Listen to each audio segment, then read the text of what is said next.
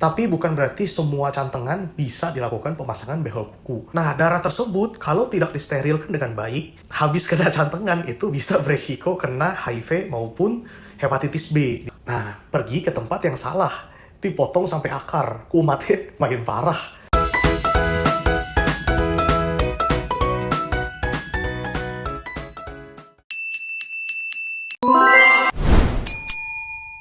Waduh. Selamat datang di Ngobrol bareng Dokter Cantengan episode ke-7. Setelah sudah sekian lama tidak upload konten Q&A, akhirnya sekarang kita ada waktu buat upload lagi ya. Untungnya walaupun udah lama nggak upload, brand kita tetap setia ya. Thank you. Nah, tanpa panjang lebar lagi, silakan sutradara. Pertanyaan pertama dari akun Cici PTR. Bahas dong dok, emang boleh kuku dibehel-behel? Katanya buat kuku melengkung. Nah, ini pertanyaan yang bagus dan memang cukup viral ya akhir-akhir ini tentang behel kuku. Nah, jawabannya adalah sebenarnya boleh ya. Jadi behel itu dilakukan juga di dokter cantengan. Nah, biasanya memang untuk kuku yang bengkok.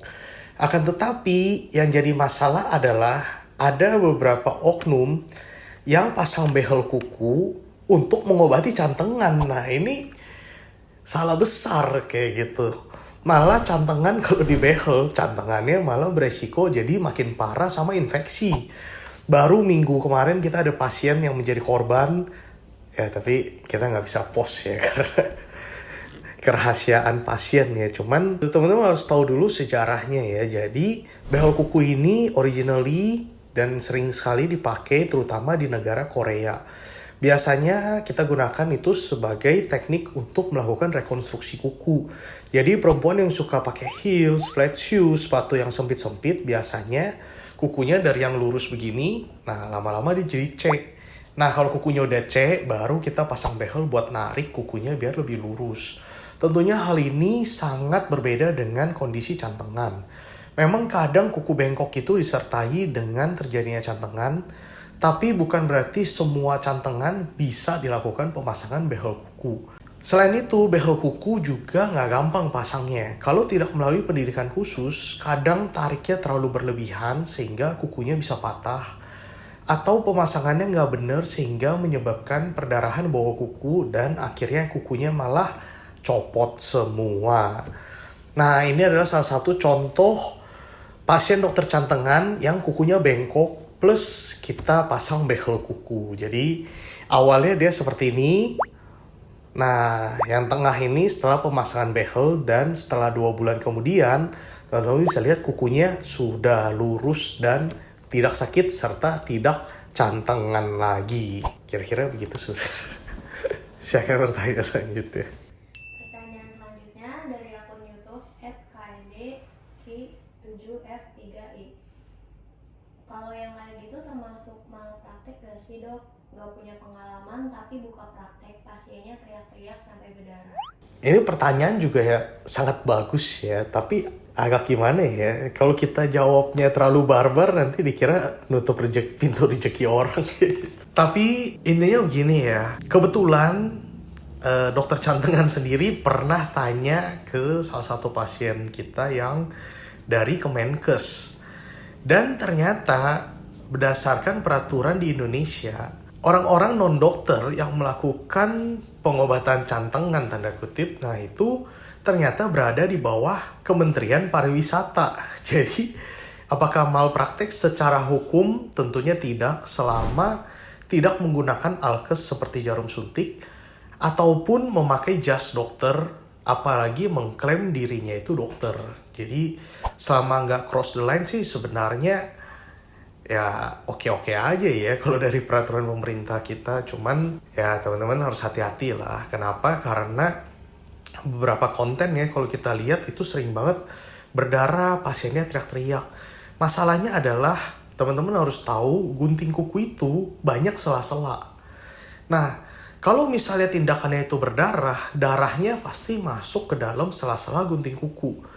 Nah, darah tersebut kalau tidak disterilkan dengan baik, habis kena cantengan itu bisa beresiko kena HIV maupun hepatitis B, di mana dua penyakit tersebut tentunya jauh lebih berbahaya daripada cantengan.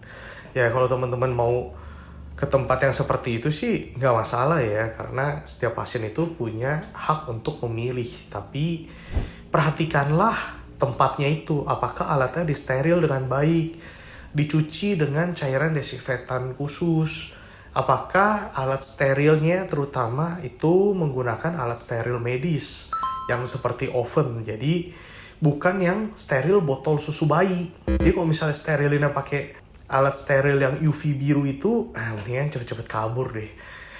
Ya karena kalau guntingnya juga dipakai berkali-kali, terus tukar-tukar orang, nah itu sangat tinggi resiko penularan penyakit berat yang ditularkan melalui darah ya. Hati-hati, karena kalau nyesel udah keburu kena terus nyesel udah telat ya. Jadi kira-kira begitu, bagus pertanyaannya. Selanjutnya dari akun YouTube @arsaka-bilang662. Dok, saya cantangan sudah bertahun-tahun, terus sekarang jempol kaki saya kalau ditekuk ke bawah getar sendiri dok. Kira-kira kenapa ya dok? Ini pertanyaan yang bagus juga, karena ini adalah hal yang sangat penting untuk diperhatikan. Dunia medis nggak sesimpel yang teman-teman pikirkan. Ya, untuk menangani cantengan, walaupun di konten kelihatannya cuma potong-potong, itu banyak banget teknik dasar yang harus dipelajarin dan dikuasai. Kalau tidak melalui pendidikan yang benar, maka efek sampingnya akan kemana-mana. Nah, kenapa kok jempolnya diturunin tiba-tiba getar-getar? Teman-teman harus tahu, di bawah kuku itu ada tulang. Di sekitar tulang itu ada saraf dan juga pembuluh darah. Kalau misalnya terjadi infeksi pada daerah kuku dan lama, kumannya itu akan ngebor ke dalam. Kalau misalnya kondisi yang berat banget, itu bisa terjadi radang tulang atau osteomielitis. Kalau misalnya kena saraf, nah akan kejadian hal seperti ini. Jadi sarafnya ini terkena peradangan kronis sehingga gerakan-gerakan tertentu akan menyebabkan rangsangan pada sarafnya dan akhirnya ototnya itu jadi berkedut ya. Berkedut tuh bukan gendut ya, berkedut tuh begini ya, jadi gerak-gerak. Kita juga ada satu pasien itu dengan cantengan yang berat dan ternyata kumannya sudah makan otot-otot utama sehingga ototnya itu putus dan jempolnya malah jadi nggak bisa ditekuk walaupun cantengannya sudah sembuh. Jadi teman-teman harus hati-hati sekali ya kalau berobat, carilah yang benar. Bukan berarti dokter cantengan paling benar, tapi at least cari tuh yang ada license kayak gitu. Cari yang memang punya wewenang dan juga sertifikasi untuk melakukan pengobatan. Jangan asal-asal. Kadang dokter cantengan juga buka TikTok, buka IG ya. Itu ada pasien-pasien yang kondisinya tuh mudah banget, yang kayak sekali pertemuan udah pasti beres lah. Nah, pergi ke tempat yang salah. Dipotong sampai akar, kumatnya makin parah. Pas ngechat ke dokter cantengan, ya udah susah kayak gitu. Jadi dari kondisinya ringan banget, karena penanganan yang salah, akhirnya jadi stadium 3. Nah, stadium 3 itu ya, operasi di Indonesia itu masih belum terlalu maksimal. Karena alkesnya itu nggak ada di Indonesia. Menyebabkan banyak pasien yang cabut kuku berkali-kali, tapi nggak sembuh-sembuh. Malah kukunya itu jadi cedera. Ya, jadi buat teman-teman sekali lagi, hati-hati, pilihlah sesuatu yang pasti-pasti aja kayak gitu. Uang masih bisa dicari. Begitu salah penanganan, punya uang pun belum tentu bisa ditangani. Nah itu dia tadi jawaban dari beberapa pertanyaan yang sudah masuk di 2 minggu terakhir. Buat teman-teman yang masih ada pertanyaan, bisa langsung komen di TikTok Dokter Cantengan, Instagram Dokter Cantengan, dan juga YouTube Dokter Cantengan. See you guys!